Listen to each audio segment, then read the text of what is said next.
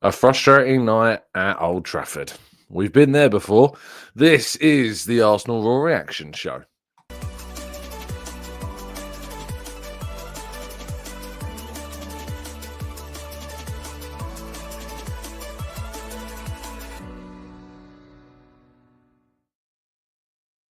Hello and welcome to the Gooner Talk, back again with you guys and girls for another episode of what is the Arsenal Raw Reaction Show. Join you every single morning at 8 a.m. UK time. Thank you as always for joining me and making this a part of your morning routines. It is incredibly appreciated. I hope you've had a good weekend outside of the football, which was pretty dire.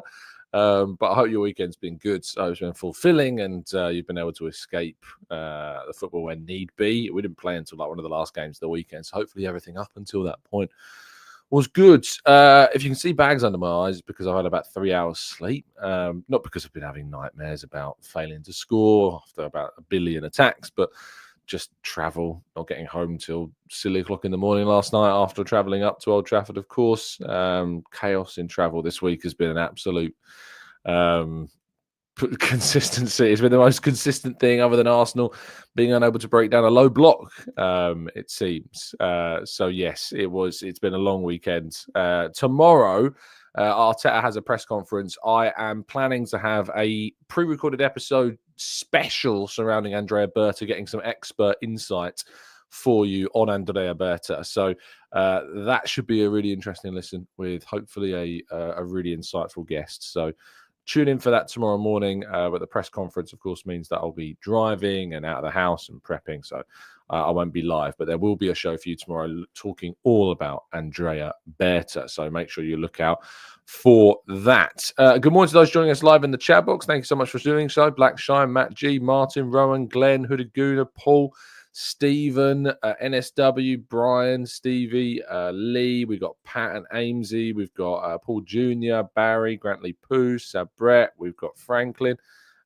Thank you so much as always for tuning in. I really appreciate your time and your listenership as well. It is incredibly appreciated.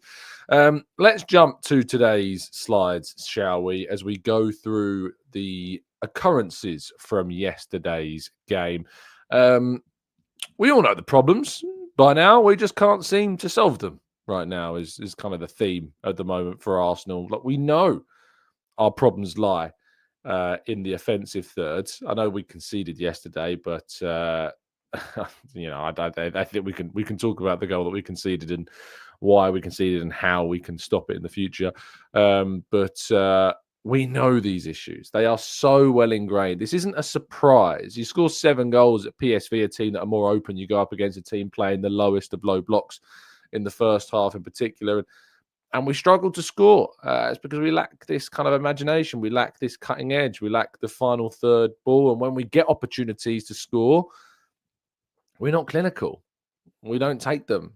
And we did control a lot of the first half really, really well. We did create opportunities to score, and they weren't taken. Some players who have been pretty good in recent months had a bad game. Ethan Nwaneri in particular didn't have a very good game at all. I think I gave him the lowest score I've ever given him. Was offside on a couple of occasions, gave the ball away in really dangerous areas. But I was talking to someone before the game saying this is probably the biggest occasion that Nwaneri's played in, and the kid's 17.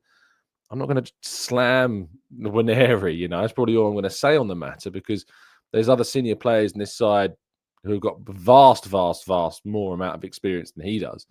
And ultimately did also struggle and fail to contribute meaningfully in key moments for the side. But 1-1 on the day, a point taken, a point saved, perhaps, based on how the game finished. But we'll talk about all of that and more.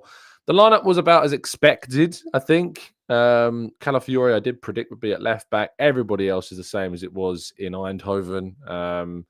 But it was a sight to see Gabriel Martinelli on the bench. We're going to talk a little bit more about him in the second part of the show and towards the later part of the first part of the show as well. But the lineup was about as expected. Arteta made some changes in the second half. Substitutions didn't really change things. In fact, if anything, they made us a little bit more open, and the opportunities started to fall even more frequently for Man United. Kieran Tierney didn't really do much Raheem Sterling left on the bench. I mean, he's one of the few forwards that we've signed in recent years, and we're trusting a left back to come on to be more impactful as a player for us than Raheem Sterling, which I think tells you absolutely everything that you need to know about that situation. Moving into the first half, though, and arguably our best chance of maybe the game, maybe not, but I think it's a really good opportunity that is not taken by Mikel Merino, who has been, to be fair to him, pretty clinical in moments where he's had opportunities to score. The goal he scored against PSV, of course, the goals he scored against Leicester. We've seen him take some big chances earlier on in the season against Liverpool and Brentford. But in this moment, when the chance fell to him, sadly, he could not find the target. I feel if he does find the target with this effort, he probably scores. Good work from Ødegaard into the box to create the opportunity, good transitional counter, and then, of course, Merino runs across kind of the box and then strikes a dragged shot past Onana's left post, something that would happen later on in the game through Leandro Trossard as well.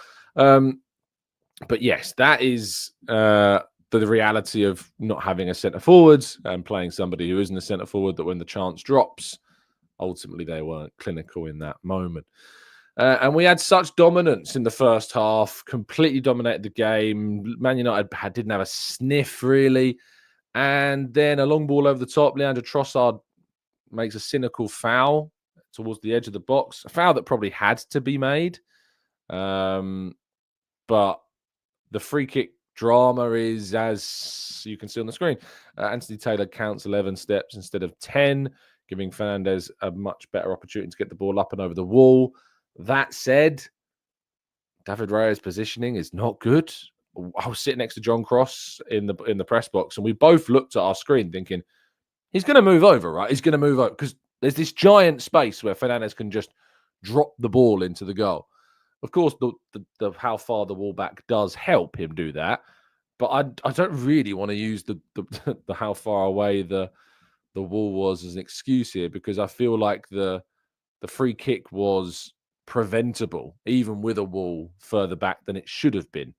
But David Raya's positioning, I felt, was really quite extreme to the right, and sadly just left an open space. And I agree with Arteta, actually, after the game. It's not Fernandes' fault. Man United aren't cheating by doing this, and I want Arsenal to take advantage of this situation. If the referee has made such an obvious cataclysmic error, obviously, I would love to see Arsenal take advantage of that themselves. And Fernandes does that. Rice said he felt the ball was further away, and obviously it turns out that it was. But I feel like Raya's positioning here is obviously at fault. He does make up for it, of course, later in the game several times. But it was a very frustrating moment, I think, that we conceded then, because it had been such a dominant half. We'd kept them so quiet. The crowd was dead. Arsenal would, just have created so much pressure, but couldn't find any way through.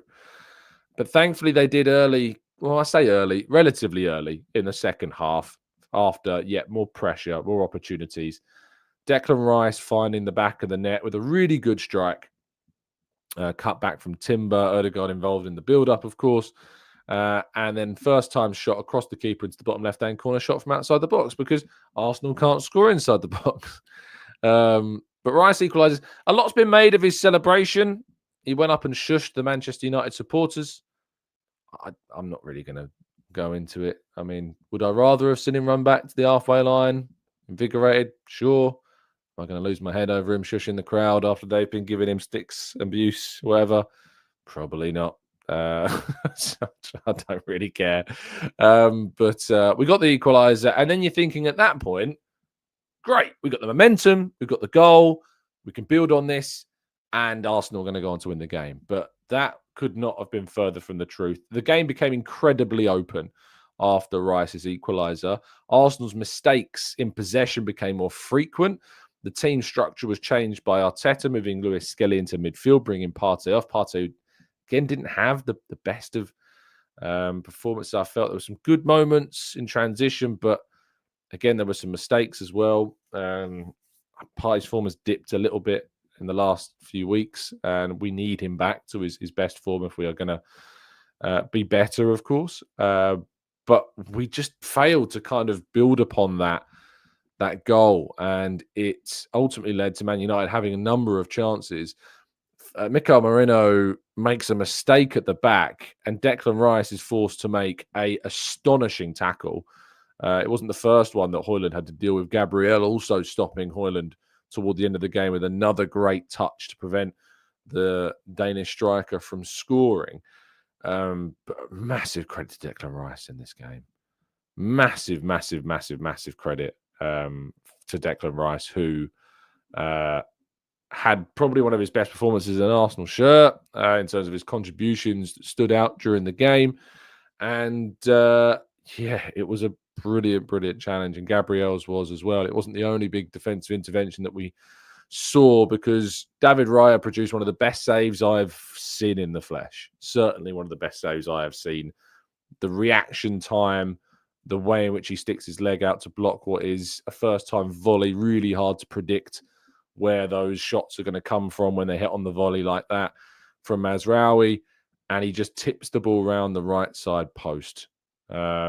Was so good. Such a fantastic save. Like, obviously it's frustrating we didn't win the game, and talking about things that are stopping us from losing are less fun. But you have to look at the situation and appreciate a brilliant piece of goalkeeping. It wasn't the only one.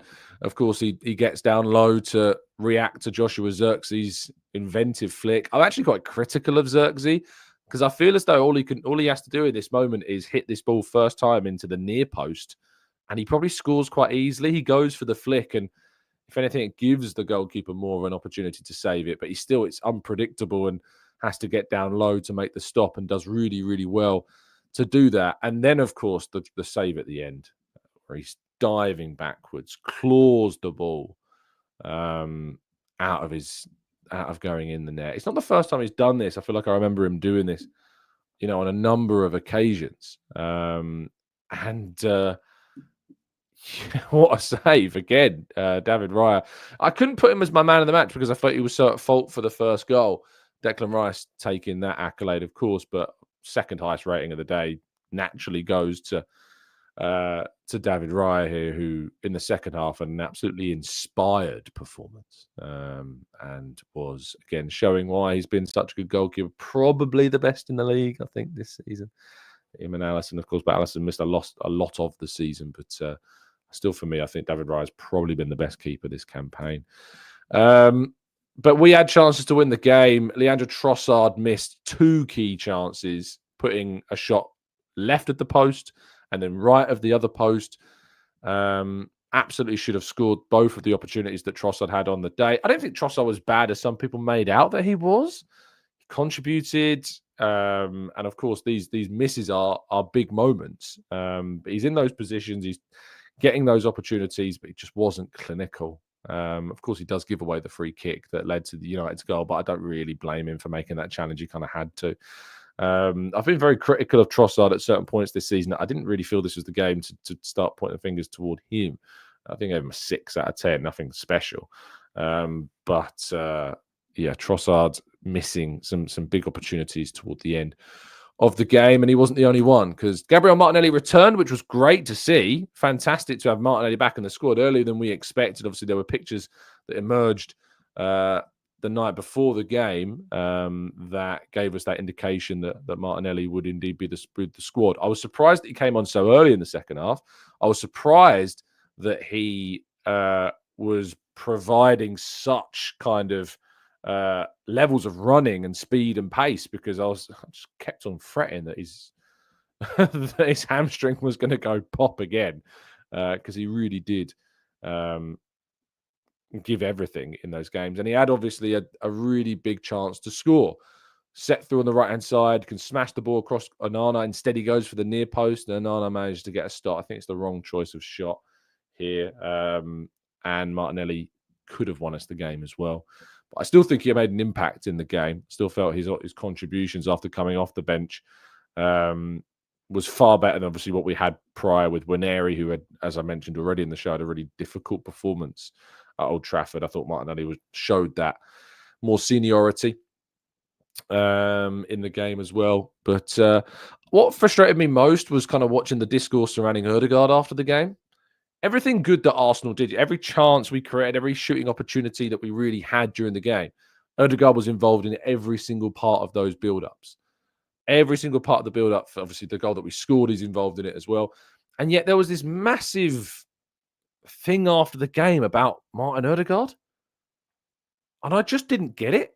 You know, being in the stadium, watching the game in the flesh, he was involved in absolutely everything that we did. And after the match, Ødegaard just, there was just this absolute shame campaign across Arsenal social media, which I know I shouldn't really engage with because it is a festering cesspit of tripe. But you know, when it came to kind of looking at the discourse after the match, no, it wasn't like a performance that was as good as it was in PSV, where he was excellent.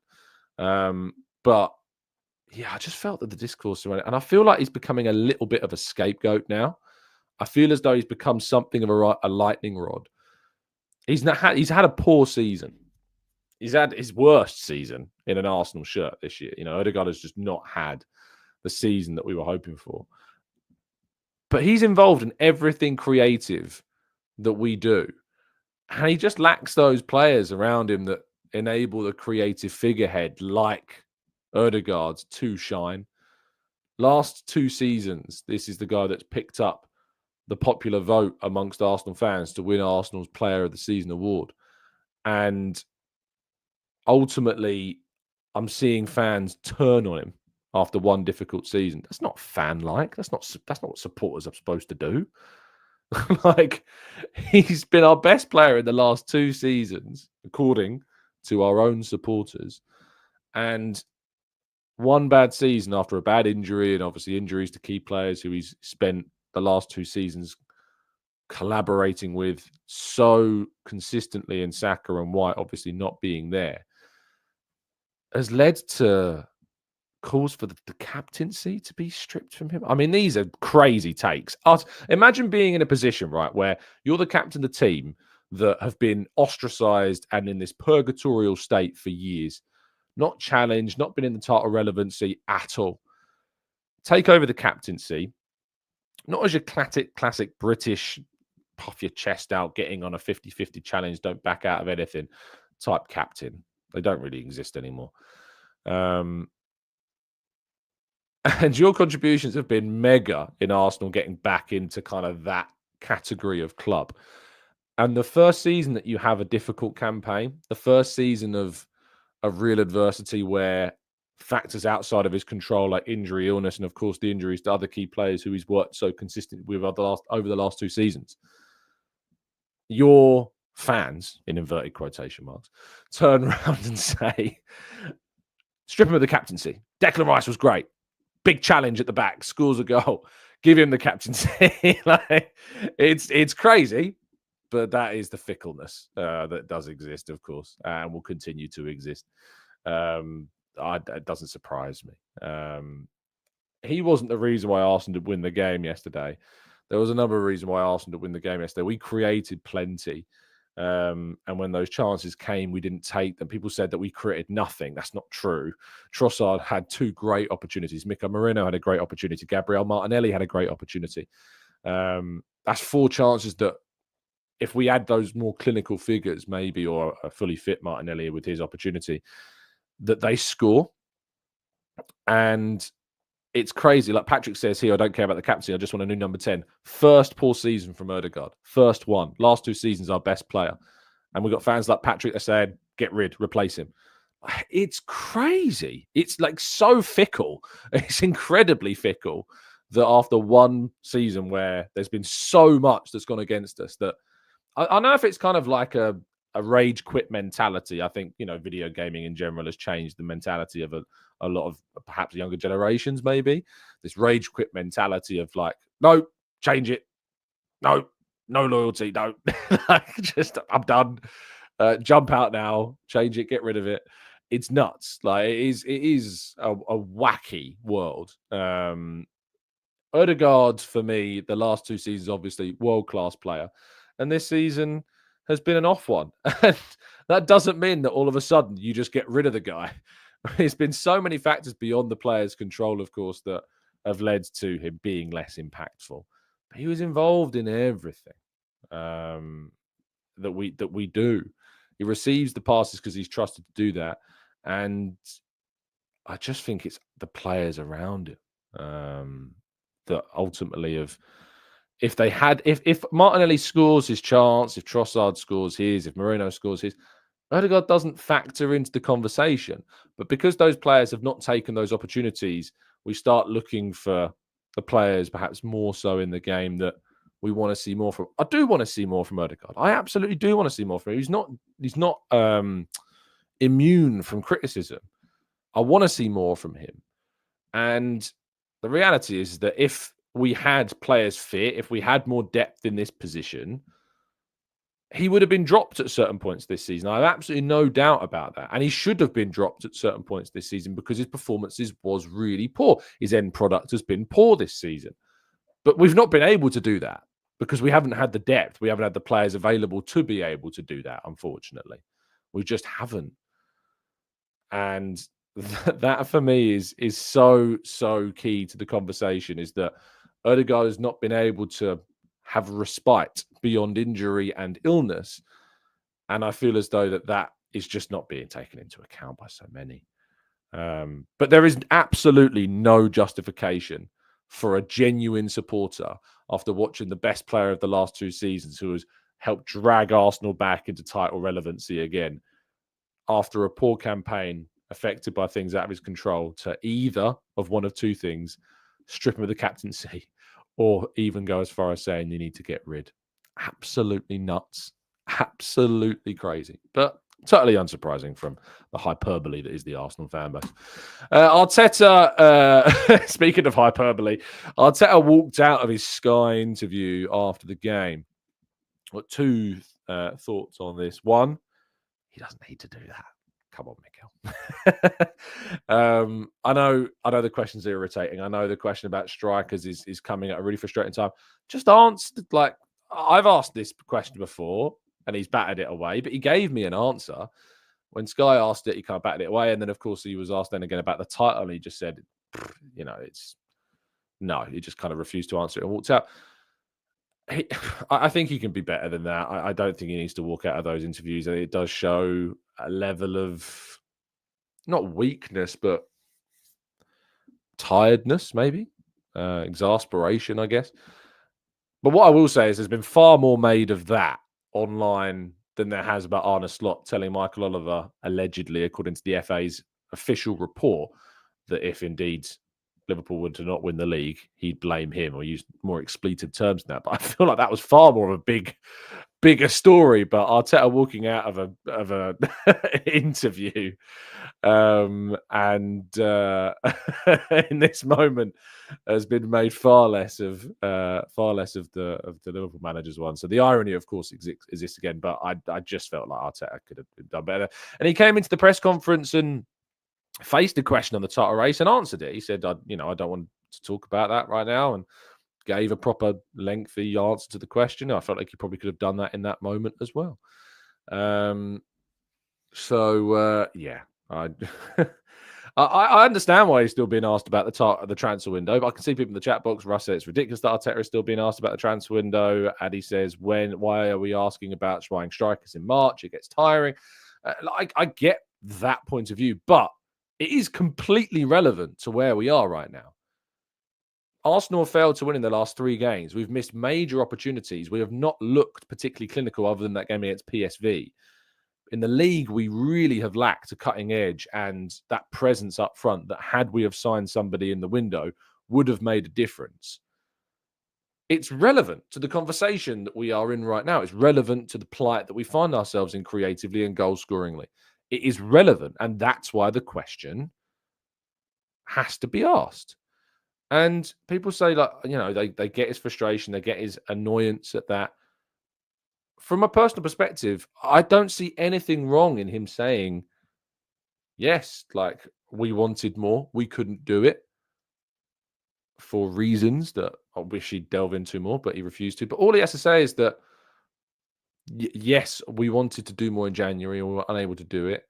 And that is having an impact now. I don't think there's anything wrong with that, personally. I don't think there's anything wrong with how would he have done that.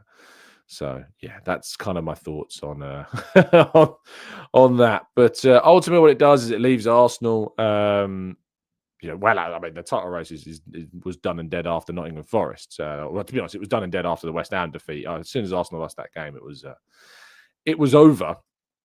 But Arsenal are 4 points ahead of Nottingham Forest in third with 10 games left to play. They're 6 points ahead of Chelsea. Of course, they play next at the Emirates. So Arsenal could put a 9-point gap between them and Chelsea should they beat Chelsea at the Emirates on the weekend. Manchester City's defeat to Nottingham Forest means that Arsenal are 8 points ahead of them with the same game played. Brighton on 46 points, currently 9 points behind Arsenal at the moment, and then 10 points behind Arsenal in 7th place are Aston Villa, who have played a game more than the Gunners. So yes, that's where we are. That's Man United. That's the game. Let's go to part 2 and some more right after this.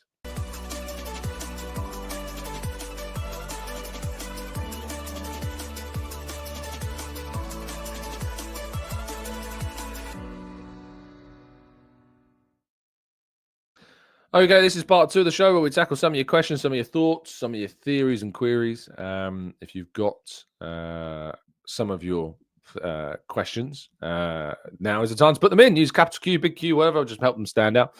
Jojo says, I think we do unlock low blocks. Trossard twice, Timber had a ball through, Calafiori counter-attack, Merino rushing, pass over hit, Merino shot just wide and a header, Odegaard's chance. Yeah, this is the thing. I think you're right. The kind of like the discussion around Arsenal's struggle against low blocks. We do struggle against low blocks, but we struggle against them because when we open up them, we're not clinical. We don't score. We're not ruthless in those moments enough. That's why we struggle against low blocks. Teams don't deploy low blocks because we can't break them down. Teams deploy low blocks against us because A, when we do break them down, we struggle to finish the chances. And B, on the counter, we can be hurt. And we have been hurt this season a number of times. Patch says, is it factual that Arteta wanted a striker? It seemed in the summer that he was very content for Havertz to be the main striker. What's the evidence that he wanted a striker? Well, obviously, the approach for Benjamin Sesko in the summer was very clear and obvious and factual. We know that. And in January, when asked about a striker, he actually said the word yes. For sure. That were his own words, Patrick. So, yes. So the conspiracy theorist tinfoil hats can be taken off now. Barry says, unfortunately, we are going to have to look forward to next season now. We've got we don't, do we, Barry? Because Arsenal are in the quarterfinals, I would say, of the Champions League. We are still very much in that competition. In terms of the league, I'm very happy to say that it's done, dusted, and over. But it's a bit weird to say an Arsenal are in a quarterfinal effectively of a Champions League that the season's over. It's very, what's the word? Defeatist. And if we want the attitude that this Arsenal team have to go on and be ruthless and win titles, and the fan base are already saying, no, the season's over, in the quarterfinals of the Champions League. It's that I don't agree with at all. Talking about the league, that's absolutely fine. But when people say the season's over, you're talking about everything. Ashley says, do you keep and sell Leo Trossard? Not for me. I'd rather buy cheap 6th forward or let Ethan and Jesus back in November, December timeshare how Leo plays. He thinks he has 99 pace, 99 power, 99 awareness of a FIFA card. It always irks me. Arthur says, the reporters will continue to ask him the same question simply because we are not winning. And the fact that Arteta refused to accept the lack of strikers is costing us points. And I agree with this. Like, he hasn't really answered the question. And that's why I think until there is a proper answer, I guess that question will keep getting asked. Wrath of Aries says, we have been so poor and we are just so predictable. Our pace in the final 30. So it is like, I'm never one to really fall into kind of the pace merchancy debate because pace in football is something that's always been very affected by, video games in particular. Like this rhetoric that a player can't be good unless they have a number 8 at minimum, on their card, for instance. But talking very honestly right now, the situation is that Arsenal lacks so much pace on the transition and in counter-attacks. There was actually a couple of moments where Merino was released down the left-hand side, and ultimately he found himself cutting back because he just couldn't outpace any of the Man United defenders. And, Yoro is quite quick, but De Ligt is not. I wouldn't put De Ligt down as like the quickest defenders. I wouldn't put down Lindelof as one of the quickest defenders. And we do lack so much threat on the counter and transition at times because we do lack so much pace. AFC Taliah says, Tom, I fully agree with you on Ødegaard. Jamsey says, why have you presumed that people calling out Ødegaard are reactionary? Not reactionary, reactive. Reactionary means far right. But reactive, yes. Because they are. Because when you look at the last 2 seasons, Jamsey, he's won the player of the season through the fan vote. In 22-23, he won player of the season with 55% of the fan vote. In 23-24, he won player of the season with 33% of the fan vote. And now a season later, after one poor season from the whole side, with an injury hit campaign and ridiculous decisions going against us, and him himself facing injuries and illness,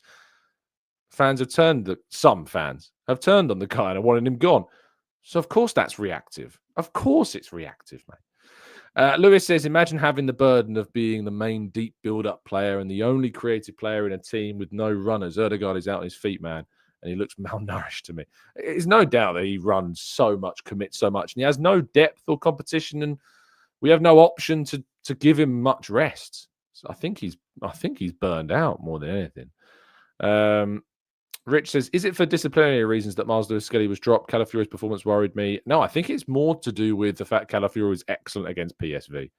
That's why that change was made. And to be fair, Calafiori didn't offer loads. It didn't worry me. I wouldn't go as far as saying that, Rich. But it wasn't impactful. Lewis-Skelly came on. There was some better stuff from him. Wasn't game-changing, wasn't impactful enough to change the game overall, but it did encourage me. Amaraguna says, Tom, hooray, the pundits are now looking at the Cronkies. Nunandinho says, good morning, Tom. Calafiori's defense display yesterday was very concerning. Can it be fixed? Defensively, he's always shown on the outside, and it is an area of his game that needs to improve. But he is our youngest senior player other than the 2 Haaland kids. He's younger than Saka, is Calafiori. Like, he's still a young defender. When Gabriel was 22, he had struggles defensively, and then look at the player that he's come into. People are just so quick to kind of like, it's a really worry. Like, we spent all this money on a young defender and he's not perfect defensively. Neither was Gabriel. Neither was Saliba. Saliba made mistakes while on loan with Marseille and Nice, and those were ironed out during those loans. But he still has made some mistakes now as a young defender with Arsenal. It happens. It's going to take him time. It's not just done. He doesn't just suddenly become a great defensive player at that young age in a new league. It's going to take some time. Cardi says, is Mikel showing naivety? Same philosophy, 3 games now, 2 points playing away. I don't know if it's naivety. I think he's just very limited in what he can do, in what we can do. I feel that you could change maybe to a back 3 and try the wing back system, but I don't think it's going to change loads. You're still stuck with the same number of attacking players who are as exhausted and burnt out as we've got. Martinelli's coming back, and things did improve offensively. We created more clear-cut opportunities once Martinelli came on the field, but also defensively we became more open as we tried to search for that winning goal. So it's really impossible to a degree to kind of analyze what we're seeing, because we all know what we're lacking. We know that a big aspect of what we're lacking is currently unavailable to us. And we also know that a big part of it will, we hope, be addressed in the summer. And Andrea Berta, who is expected to be appointed as Arsenal's new sporting director, has got an incredibly difficult and big job in the summer to address these shortcomings. And it's a huge, huge summer transfer window, of course, for Arsenal. Peter says, Tom, ignoring what I thought was a penalty when Heaven headed the ball onto his own hand, do you think that we could or should have had a penalty for the blatant holding on corners? I don't know. Maybe. I know there were a lot of calls for those. Arsenal didn't win this game because Arsenal didn't not win this game because of the referee. Even with the whole 11.2 yards thing, the referee was not the reason why Arsenal win this game. The reason Arsenal win this game is because when they created the chances, they didn't take them. And I've said this I've said to you time and time again, the biggest thing within Arsenal's control this season that has cost us from winning a title, take away all the things outside of our control, has been our finishing, has been the missed chances. That's been the biggest reason why Arsenal have dropped as many points as we have, because if you go back to every single game that Arsenal have dropped points in this season, there have been big opportunities that we've missed. The only game where we didn't was Newcastle away in the league, because in the League Cup, obviously, Odegaard had that great chance they hit the post. Should have been scored. The only game where I really think there wasn't an opportunity was the Newcastle away game in the league. Every other game Arsenal could have won through the chances that they created, and they missed them. And again, yesterday, that was the biggest reason why Arsenal didn't win.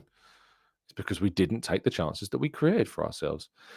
Jasper says, why does Arsenal have this attitude that you can't have competition for your best players? We have seen that brings us this season. Surely you can tell a player that big clubs are... I mean, it's not a case, Jasper, if they can't, because if you look at the squads, at right back, you have Ben White and you have Jurriën Timber, two players that are very, of course, very, very good. And they signed Timber when having Jurriën Timber and having Ben White already there.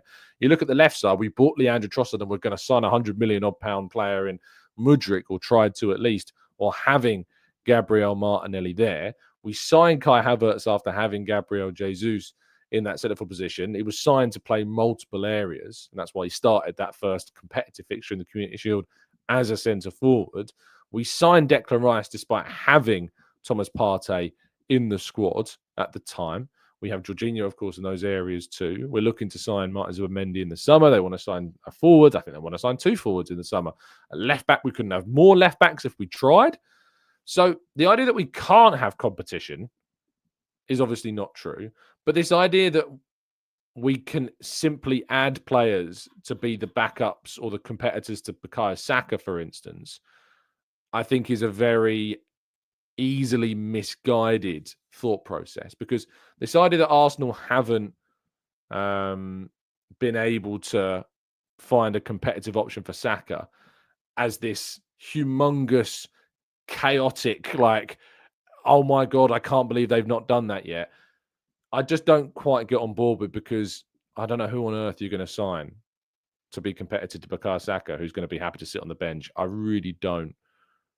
I don't see that as realistic. Same with Odegaard. Like, it's very difficult to find a player that is as good as him, that is going to be happy to be, that you're going to sign that can be as good. Now, I think Arsenal need to go in the market and find a versatile attacking option. That's what I personally feel. We have to have that versatile attacking player. Soup says, I disagree with this, Tom. As you know, the stats say we are no less clinical than other teams. Every team misses chances, but we have created 74 less chances than Liverpool. Again, unsurprising.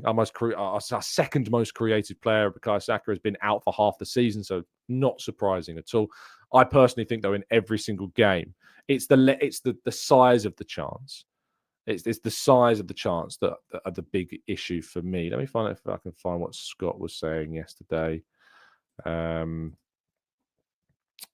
there was really good discourse actually around how Arsenal's kind of XG has dropped off quite considerably since the start of the season, since before Bukayo Saka's injury. I don't know if I can find it now.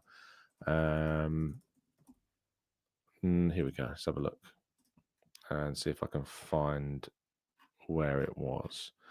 Arsenal's goal probability added by half. No, it's not that one. Where is it? Sorry, this is really enthralling listening. Me trying to find a tweet from yesterday. But it was a very good tweet. And I'm determined to find it now. Here it is, I think. Might be surprised to know that Arsenal actually were the second in the league in XG per 90, 11v11 from the start of the season until the 30th of November. Not that it really helps things, but nice to know that where things were and not to the same narrative changing after the fact. So, yeah, we were second in the league in terms of XG per 90, 11 versus 11 from the start of the season until November 30th, 2.01. Liverpool were 2.23, which is an astonishing level. You know, no one else is in the twos at that point of the season. So, It's for me, it's those big opportunities that Arsenal have missed. Like we can talk about the number of chances that we create, but Arsenal have created chances that we should have scored. And across every single game that we haven't won this season, I think you can go through them, and there are, not just in the case of individual chances, but multiple significant big chances that we have ultimately not taken, and that's cost us an untold number of points, a ridiculous number of points. Arthur says, how did you feel watching Man United play heaven despite several senior defenders, yet Arsenal couldn't offer him several senior defenders? He was the only defender they had on the bench that could come on after they got an injury, Arthur, I think. So I don't think that's a fair representation of the situation at all. Obviously, Yoro got injured at half-time. He was the only option they had left. And I imagine if that was the same for Arsenal, he would have got the opportunity. Fuad says, you say that, Tom, but Bayern Munich has Sane and brought in Elise. They have Musiala and want to bring in Wirtz in the summer. I think, Sane, again, major injury issues and obviously getting towards the end of his time. So Elise has come in. I think that's a pretty natural signing. I mean, if Saka was as old as Sane is, if Saka had the injuries that Sane has had, I imagine Arsenal probably would look to bring in, a younger player like an Elise. Florian Wirtz, by the way, and Bayern's an interesting example because Bayern tend to just buy up the best talent in Germany. That just tends to be what goes down. Also, Musiala's future has been up in the air for quite a while. It's not been assured that Musiala even stays. So the signing of Wirtz covers that off very, very nicely indeed. But Bayern Munich aren't the best example because, as I say, they tend to just end up buying up the best talent always. But Wirtz, I imagine, when you got the ability to play, because Coman's always currently injured as well. Gnabry's reaching the end of his time with the club. Sané's reaching. When you've got players like Sané, Gnabry, and Coman leaving, you're going to want to buy an attacking player. So it's not a case of, they've got Musiala, so they're signing Wirtz. It's they're losing Sané, they're losing Gnabry, they're losing Coman. Naturally, therefore, they're going to go out and replace those players. They've brought Elise in. I imagine that Thomas Muller as well is expected to move on. Obviously, they're going to try and sign an attacking player. So I don't think that's the best example for it. Barry says, we need a centre-forward and a decent versatile winger like Eze plus all the other positions that we're short in. It's going to be a big summer. I certainly hope so. AFC Till I Die says, Tom, does buying a striker solve our problems with low blocks? By the way, love the channel. Thanks. Obviously to a degree. As I said before, our issues aren't breaking down low blocks. We break them down. It's just when we get opportunities to score, we're not taking them. That was so evident yesterday with Martinelli's chance and Trossard's 2 chances and Mikel Merino's 2 chances and Ødegaard's chance. We broke down those low blocks. We just didn't take the opportunities when they came. So the striker, of course, having somebody more clinical naturally is going to improve things. But also, we need that pace and power. We need that ability in transition to really hurt players and hurt teams.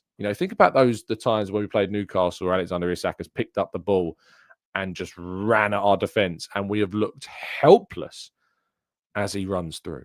Absolutely helpless as he runs through.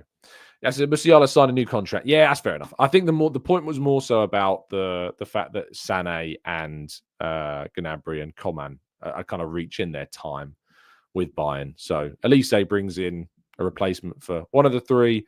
Wirtz, of course, replaces the next exiting player.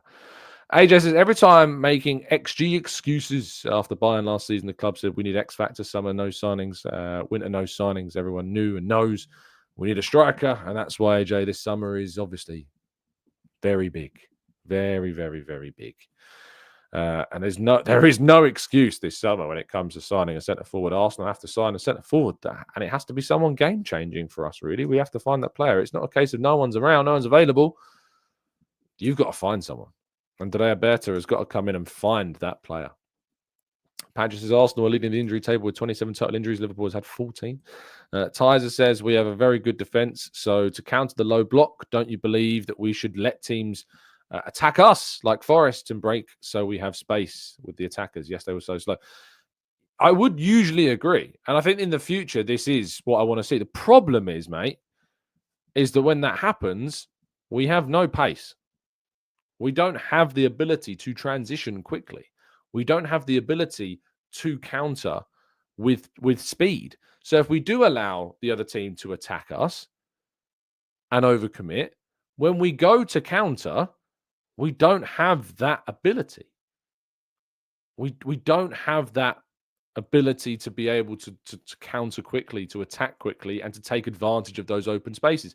And so that's why we deploy this suffocating, overloading style, because when you've got a team that lack your Sakas of this world, and to a lesser extent, of course, Martinelli, who we then did start to play a little bit more transitional football with Martinelli on the field. When you lack that, it's very hard to play that style. Man United had Garnacho sprinting through, Zirkzee sprinting through. You know, they had those outlets of speed to counter us, to hit us on the break. We don't. Ethan Nwaneri on the left may be able to do that more so. And I am intrigued, by the way, about seeing Nwaneri and Martinelli start games together, having more pace with both of them on the field. But then again, we're still then lacking somebody up top. I'm interested to see if when Martinelli returns, the front three becomes Nwaneri on the right, Martinelli on the left, Trossard through the middle. I'm interested to see if that is ultimately what Arsenal change to once those players come back. There's part of me that wants to see Martinelli stay on the right, Nwaneri move to the left. So you've got kind of players that are more naturally footed on those sides to be able to kind of cut back. That's my issue here. AJ says, Tom, love the channel, but I've watched Arsenal for 30 years. And when we are supposed to make the signings, we don't. Every year it's the next summer. And this is why I believe that we haven't won a major trophy in over 20 years. I mean, we have won major trophies, AJ, in that time. I can't stand it when people just piss all over, the FA Cup. It's horrible. To say you've watched, you're basically saying that all there is in football to win is 2 major trophies. That's it. I mean, what's the point? It's the same. I find it funny that the same people who say we haven't won a major trophy in 20 years are the same people that moan that we get knocked out of the cup competition. Granddaddy Gooner Paul says, when Saka is back, we don't want him running up and down the wing. Would you keep Nwaneri at right wing and use Saka as a number 9? Obviously, I think that Saka's profile has to be managed more. Obviously, Arteta's style is very demanding on running up and down the flank, but there does need to be, I think, some retrospective look at how we deal with that. But that style is what's taken Arsenal back into that title relevancy conversation again, is the full commitment, the pressure, the running. But it has drawbacks, as we are ultimately seeing with these injuries, it seems. I don't know how much of a link there is. I've spoken to some experts, heard from some experts in the field, and that we don't really know. The feeling is that the substitutions in particular, kind of taking players off with 30 minutes to go rather than 10 minutes to go, we don't really know. There's not enough data at the moment to give us that insight. But yeah, I'm not sure. So it sounds like you're describing Gyökeres, Tom. Pace, power, movement, finishing. Yeah, I mean, in isolation, Gyökeres profile-wise, there's a lot to like, and that's why I have liked the idea of Gyökeres in the past. But I don't know whether or not that it's worth the risk, because obviously he's had the opportunity to play for the best team in a league that Sporting dominate, and that gives me pause for concern, especially particularly after Ruben Amorim has left. The numbers have dipped slightly, so there are concerns there. Mark says, since Arteta won the FA Cup 6 years ago, he's won 2 FA Cup games, with one being against Oxford United. It's a poor stat, isn't it? It's a very, very, very poor stat. We have reached 2 League Cup semi-finals since we won the FA Cup, but the FA Cup record has been very bad. We've also been quite unfortunate with our draws, but I've been knocked out by United, Liverpool, City, and I think the Nottingham Forest was the other one. Was obviously that was a really poor day, but obviously our draws have not been great for the FA Cup. Mr. Thugi says, would move Nwaneri to 10, Odegaard to 8. When Saka is back, we can try out things in the league. Having like Rice, Odegaard and Nwaneri in the middle is something I am very keen to see if that does help things. I'm very up for this idea of seeing Nwaneri, Odegaard and Rice as a midfield 3. It puts a lot of defensive responsibility on Rice, but he's got the running. I don't doubt he's got the running as well. Ganaz says, you have amazing negative energy. I mean, if I've got negative energy, we are, as a society, screwed. Stu says, I worry that Isak and Gyökeres might struggle against low blocks. Sesko seems more physically capable. Gary says, United were there for the taking twice this season alone, let alone last season. Why do we lack the killer instincts and grit and desire to smash them? It's something that's extended beyond just Arteta. United has always been a side that for some reason in their times of real low, we aren't ever able to do them. Like, our record at Old Trafford's not very good. Arteta's, of course, brung us victories there that haven't been witnessed since 2006 was the last one up before Arteta arrived. But we do tend to struggle against United. They're just one of those teams that we do tend to, for some reason, they obviously get more up for the game against Arsenal when they're having a poor season, but it's a strange one. Mark says, amazing stat on Sky State. Arsenal are now more consistent at any point in the club's history. Ty says, I was disappointed with the PSV result for one reason. We had a large margin with nearly half an hour, 2 strikers on the bench. With our lack of strikers, don't you think Arteta should have tried them? Yes. Ashley says, the last few games have shown me that I only want a right 8, Ødegaard and Ethan, to be slower, less physical players in the front 5 positions by 2 to 3 front 5 players who has a PNP, player on player, to scare the opposition. I'm sure there's an acronym that I'm missing. Tyre says, United beat us with 8 defenders on the pitch. It was shocking. Luke, our resident United fan, says, let's leave United out of this one, please. It was funny listening to some of the United-based journalists having jokes at United's own expense. I think it was a case of like, with that draw, we're only like 10 points off the top half now. I mean, for United, the season's been utterly awful, hasn't it? Patrick says, it's a bit concerned that we started Ethan again yesterday. He's still a kid, and I hope he'll be rested for Champions League games going forward. Who else are you going to start? Sterling? Who else is going to play? How we've got to the stage where now we're complaining that Ethan Waneri's starting games. Oh, dear. AJ says, no, Tom, I'm saying that we are supposed to be the 3rd biggest club in England. We finished 2nd in the last 2 seasons, AJ, so we must have overachieved, according to you. Barry says, the FA Cup is the best domestic cup in the world. It's a travesty that some clubs don't take it seriously. Alex says, Arteta keeps answering that we can try a few things in dealing with lack of goals. What is he alluding to? As his formation and tactics don't seem to vary significantly. Has his tactics varied much with the players? I mean, he's obviously very limited in what he can do with what's available to us. Very, very limited indeed in terms of what he is kind of able to change. I've suggested that back 3 wing back formation. He's never going to do that. He's never going to change that. He didn't bring on Raheem Sterling yesterday. He's using Kieran Tierney in attacking positions. He's thrown Mikel Merino up front. Like, I think that we're at bare bones. We know this, and we're trying everything that we can. And I do not think that we've got enough credit. Like, I know that people are really frustrated that we have dropped points these last 3 games. The title race has kind of fizzled out for us, well ahead of kind of the run in. And I know that frustration's there, but I look at the other teams that have had as many injuries or has dealt with as worse injuries, or in some cases even less injuries as we have, and they have been far less competitive than us.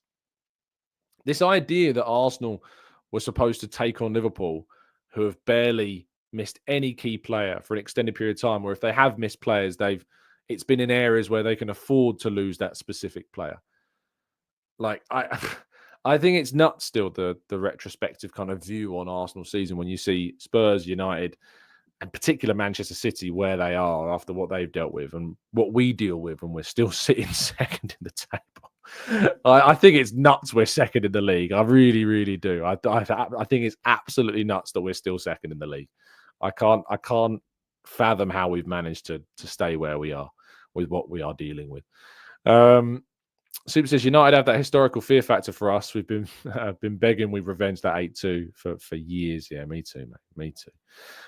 Tyler says, is Sterling being so bad down to Arteta not being able to get the best out of? No, I think he's just bad. He was bad at Chelsea, and we signed him, and he's been bad for us. He's just bad. I have a lot of time to try and not make excuses, but try to explain poor form in players. But I can't ever defend a lack of effort. And when I see Sterling play, I see a lack of effort, a lack of application. That's indefensible for me. That's a bottom line that crosses a line for me when you see a player come on and there's a lack of effort, a lack of drive, a lack of application, a lack of positional awareness. The amount of times he's come on and I've watched, when Sterling comes on, I end up watching Arteta more than I end up watching Sterling, because you can actually learn a lot from how Arteta reacts to a lot of what Sterling does. And it's constant shouting. It's like man management while he's on the field, having to solely closed coach a player. I've never seen it before. I've never seen Arteta have to do it, but he does it every single time Sterling comes on the field. Gary says, can you see the owners giving us enough to have a squad that is as stacked as Liverpool's depth under the ownership? Again, for me, it's not an ownership thing. It's who the people behind the scenes are doing the recruiting. Arsenal have spent huge sums of money. Arsenal were willing to spend in January. We know that because we had that 45 million, I think 40 million plus add-ons offer made for Watkins. That's what Arsenal were willing. That wasn't like Kroenke saying, we're only going to give you this much. You can only spend this amount on Watkins. That was the ownership giving the funds to those behind the scenes that felt that's what Watkins was worth. They were approached by Aston Villa. They were told that Watkins was available. And Arsenal and the people that are in charge of recruitment, so your Ratos, your Richard Garlicks, your Tim Lewis's, people like this that are involved in the recruitment of players, they deemed Watkins worth no more than what they offered. And the ownership said, okay, here's the money. Put the bid in. And when Villa said, no, we want to start conversations around the £60 million figure, the people that make those decisions said, no, we're not willing to spend more than this on Ollie Watkins. So, yeah, I do think that if the people behind the scenes and, of course, the likes of Andrea Berta when he comes in want a player, the record tells us that we are willing to spend, because we've done nothing but really spend quite a bit of money for over the last however many years since they took full control of the club. Record-breaking summers, record-breaking individual transfers, record-breaking deals for goalkeepers, defenders, midfielders, forwards. So, yeah, of course, I've got confidence that they will invest. I just now need to I need to have confidence in the recruiters. They're the people that I'm looking at. They're the people I'm looking at and saying, you need to do your job. You need to deliver.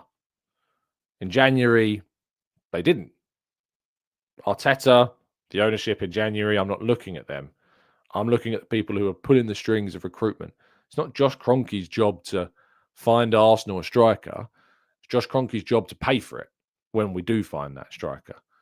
They didn't find that striker. And that's on the recruiting team that didn't do that during that window.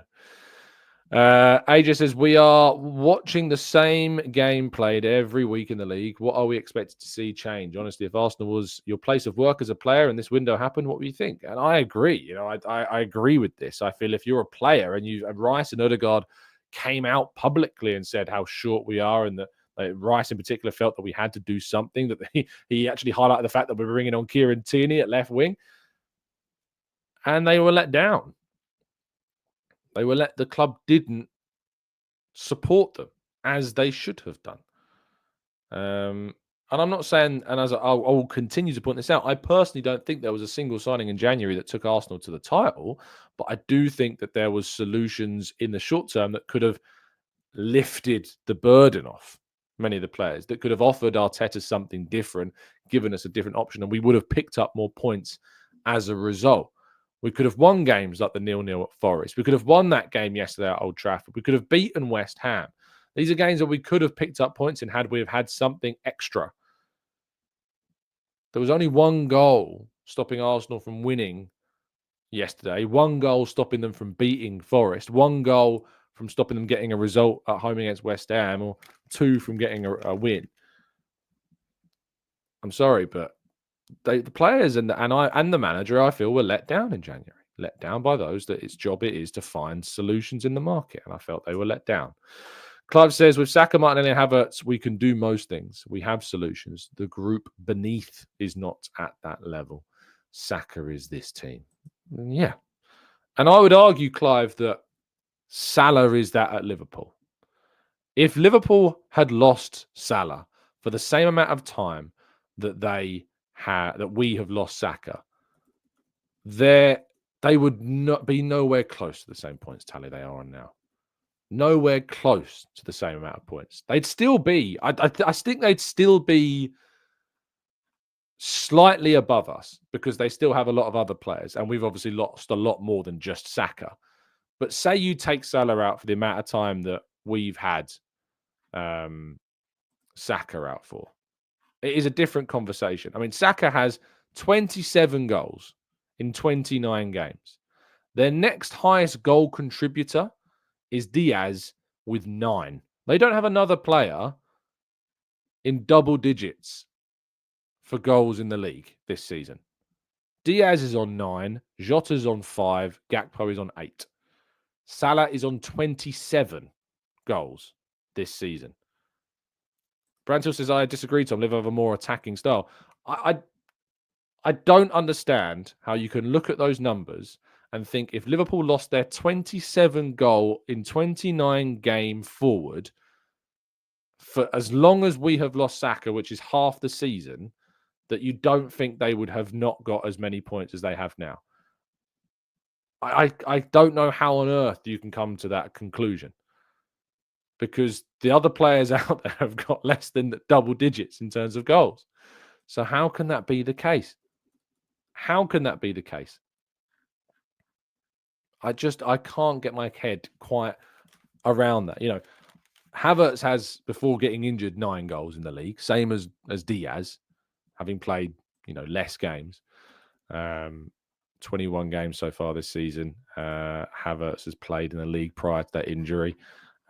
Luis Diaz has played 28 and has got 9 goals. Martinelli this season obviously has missed a chunk of it through injury, has got 6 goals in the Premier League, so 2 less than Gakpo. Trossard this season has got 4 goals this season, which is 1 less than Jota. And Gabriel Jesus this season has got 3 Premier League goals, which is 2 less than Nunez. So Havertz has the same number of goals as Diaz. Jesus has 2 less goals than Nunez does. Trossard has 1 less goal than Jota has. And Martinelli has 2 less goals than Gakpo has. But yeah, I'm being told that if Salah was out for as long as Saka has been out with, that for some reason they would have no issue still being very comfortable where they are. I don't see how that can be, but maybe I'm just being silly. Anyway, thank you so much for tuning in. Really appreciate your time. I hope you have a fantastic rest of your day. I realized just looking at the time. Rolled over. Have a great day. Enjoy yourself. Stay safe. Stay well. Stay happy. And respectful. And as always, up the Arsenal, and make sure you tune in tomorrow morning for a Expert Insight show on Andrea Berta.